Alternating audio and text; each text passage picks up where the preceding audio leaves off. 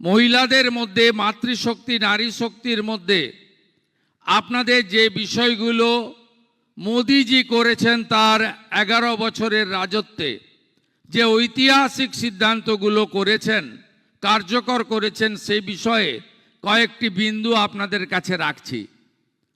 প্রথমত 1996 সাল থেকে সংসদে এবং বিধানসভায় মহিলাদের 1/3 সংরক্ষণের প্রত্যেকবার বিল আসতো, পাশ হতো না।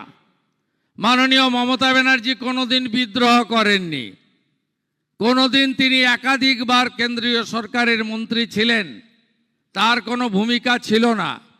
কিন্তু 2023 সালের ডিসেম্বর মাসে নরেন্দ্র মোদীজি লোকসভা এবং বিধানসভায় দুটি কক্ষে সংবিধান সংশোধন করে নারী শক্তিকে 1/3 সংরক্ষণ পাইয়ে দিয়েছেন, যেটা আমাদের কাছে একটা যুগান্তকারী সিদ্ধান্ত। আগামী 2029 সাল থেকে লোকসভা এবং বিধানসভা নির্বাচনে আপনারা 1/3 মহিলা দিদিরা বোনেরা পার্লামেন্টে এবং অ্যাসেম্বলিতে যাবেন। এটা সম্ভব হয়েছে মোদিজি হ্যায় তো মুমকিন হ্যায়। মোদিজি আমাদের 5টা কর্মসূচি তিনি প্রথম দিন থেকে নিয়েছেন, 5টাই মাতৃশক্তির কথা ভেবে। প্রথমে নরেন্দ্র মোদিজি আসার পরে তিনি উজালা গ্যাস তিনি চালু করেছেন, উজালা 1, উজালা 2, উজালা 3। কারণ আপনারা জানেন যে বিগত দিনে মায়েরা দিদিরা বোনেরা যারা আমাদের রান্না করে খাওয়ায়, যাদের উপরে আমাদের খাদ্য নির্ভর করে, তাদেরকে কয়লাতে ঘুঁটেতে জ্বালানি কাঠে কিভাবে তাদেরকে রান্না করতে হতো, তার ফলে তাদের চোখ থেকে শুরু করে নানা রকমের ব্যাধিতে তারা আক্রান্ত হতেন।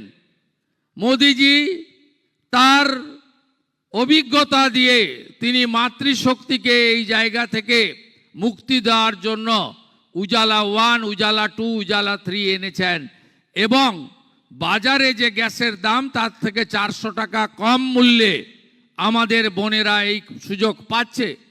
শুনলে অবাক হয়ে যাবেন, যারা প্রত্যেক দিন বলেন কেন্দ্র আমাদের কিছু দেয় না।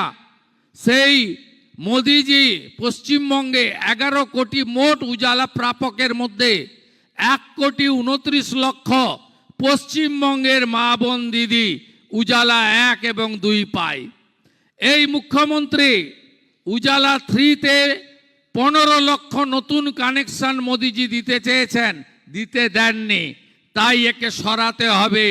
সরালে আগামী মে মাসে আমরা আরো 25 লক্ষ দিদিকে বোনকে উজালার 3-তে অন্তর্ভুক্ত করব। দ্বিতীয় কি করেছেন? দ্বিতীয় করেছেন স্বচ্ছ ভারত অভিযান। মায়েদের বোনেদের দিদিদের সম্মানের জন্য মোদিজি গোটা ভারতবর্ষে 14 কোটি স্বচ্ছ ভারত মিশনে আদর্শ শৌচালয় নির্মাণ করেছেন, 14 কোটি, যার মধ্যে পশ্চিমবঙ্গে 72 লক্ষ তিনি ইউনিট দিয়েছেন। তৃতীয় কি করেছেন? প্রধানমন্ত্রী আবাস যোজনা। প্রধানমন্ত্রী আবাস যোজনাতে আপনারা জানেন বাড়ির কার নামে এগ্রিমেন্ট হবে?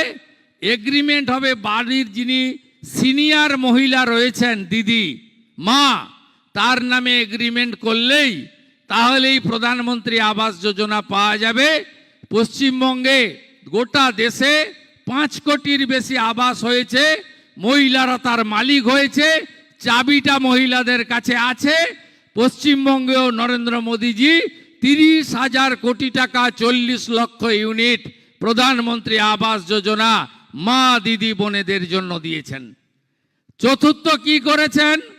2021 সালে মে মাস থেকে আজ পর্যন্ত 82 কোটি ভারতবর্ষের লোককে প্রধানমন্ত্রী অন্ন সুরক্ষা যোজনাতে তিনি মাথা পিছু 5 কেজি করে চাল অথবা গম দেওয়ার ব্যবস্থা করেছেন। কারণ হেসেলটা আপনাদের সামলাতে হয়, আপনাদেরই রুটি আর ভাত আপনাদেরই বানাতে হয়। মোদিজি দিয়েছেন এই রাজ্যে এই 82 কোটির মধ্যে 7 কোটি প্রধানমন্ত্রী অন্ন সুরক্ষা যোজনায় সুযোগ পাচ্ছেন। এটা হলো চতুর্থ। রান্না করতে, ঘরের কাজ করতে লাগে জল, পরিশ্রুত জল, খেতে জল লাগে, পানীয় জল। মোদিজি জল জীবন মিশনে নলে জল দিয়েছেন, পরিশ্রুত পানীয় জল। পশ্চিমবঙ্গে নল আছে, জল নেই। 27,000 কোটি টাকা এই চোর তৃণমূল খেয়ে নিয়েছে।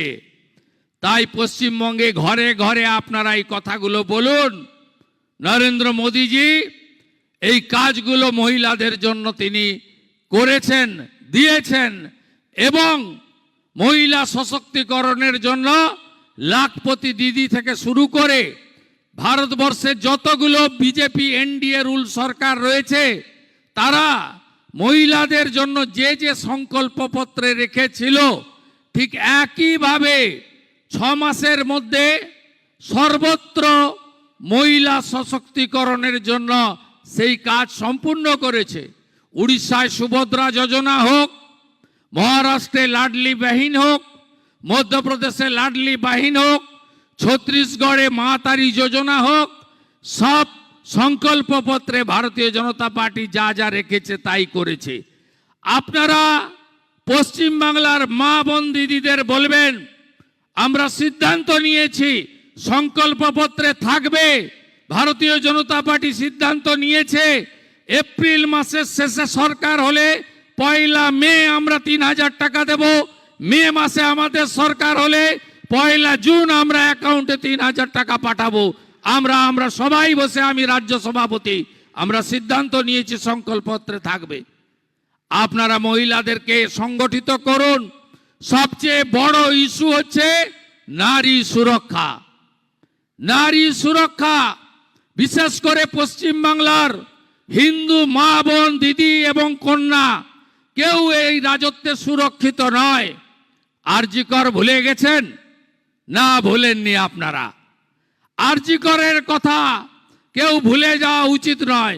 শুধু আরজি কর নয়, এই মুখ্যমন্ত্রী যেদিন থেকে দায়িত্ব নিয়েছেন, পার্ক স্ট্রিট থেকে কামদুনি থেকে শুরু করে আজকে দুর্গাপুর মেডিকেল কলেজ পর্যন্ত মহিলাদের উপরে কি ধরনের অত্যাচার হয়েছে আপনারা দেখেছেন।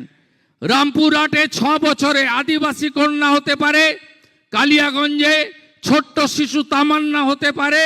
পশ্চিমবাংলায় এই মুখ্যমন্ত্রীর রাজত্বে, তৃণমূলের গুন্ডাদের রাজত্বে, এই জেহাদিদের রাজত্বে, এই মুসলিম লীগ 2 সরকারের রাজত্বে, এই জামাতিদের হাতে কোনো মহিলা রাজ্যে সুরক্ষিত নয়।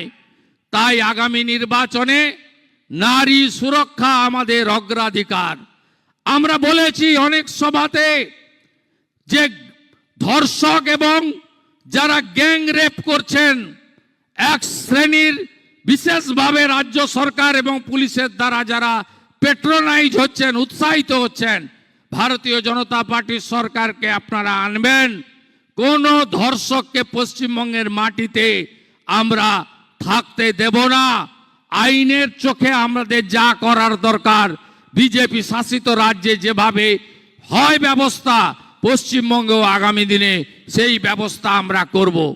এই মুখ্যমন্ত্রীর নেতৃত্বে তৃণমূল কংগ্রেস সরকার দুর্গাপুর আইকিউ সিটির ঘটনার পরে বলেছিল মহিলারা রাত্রে বেরোবেন না, মহিলাদের রাত্রে বেরোনো উচিত নয়। এরপরেও আমার মনে হয় না পশ্চিমবাংলার কোনো মহিলা এদেরকে সমর্থন করবেন। আগামী দিনে ভারতীয় জনতা পার্টির সরকারকে আনার ক্ষেত্রে মহিলা মোর্চার দেবতুল্য কার্যকর্তাগণ বিশেষ ভূমিকা গ্রহণ করবে। আমরা রেখাদির কথা শুনবো, অন্নপূর্ণাদির কথা শুনবো। তাই বক্তব্যকে আমি দীর্ঘায়িত করতে চাই না। আমি শুধু একটা কথাই আপনাদের বলবো, আগামী দিনে পরিবর্তন আনতে হবে। নরেন্দ্র মোদীজি ইতিমধ্যে পরিবর্তন সংকল্প সভা করেছেন এবং বলেছেন তাই পাল্টানো দরকার, চাই বিজেপি সরকার, তাই পাল্টানো দরকার, চাই বিজেপি সরকার আনতে হবে এবং নারী বিরোধী হিন্দু বিরোধী এই সরকারকে তুলে ফেলার দায়িত্ব আপনাদের নিতে হবে। এই সরকার মা কালীকে পর্যন্ত ছেড়ে দেয়নি। ধ্বংস হবে, আসল পরিবর্তন হবে, ভারতীয় জনতা পার্টির সরকার হবে, নারীরা সুরক্ষিত হবে। বিজেপির অঙ্গীকার হাতে কাজ, পেটে ভাত, মাথায় ছাদ, প্রধানমন্ত্রী সূর্য ঘরে সোলার আলো, নলে জল। আপনারা ভালো থাকবেন। বিজেপির এই অঙ্গীকার আপনারা ঘরে ঘরে পৌঁছে দেওয়ার কাজ করবেন। সকলকে ধন্যবাদ জানিয়ে, অভিনন্দন জানিয়ে আমি আরেকবার আমার সবাইকে অভিনন্দন দিয়ে আমার কথা শেষ করলাম। গো মাতা কি, গঙ্গা মাতা কি, দেবী মা দুর্গা কি, মা কালী কি, দক্ষিণেশ্বর মন্দির কি, কালীঘাট মন্দির কি, মা তারা কি, বন্দে বন্দে বন্দে। আমাদের ভিডিও ভালো লাগলে লাইক এবং শেয়ার করুন। কমেন্ট সেকশনে গিয়ে জানান আপনাদের মতামত।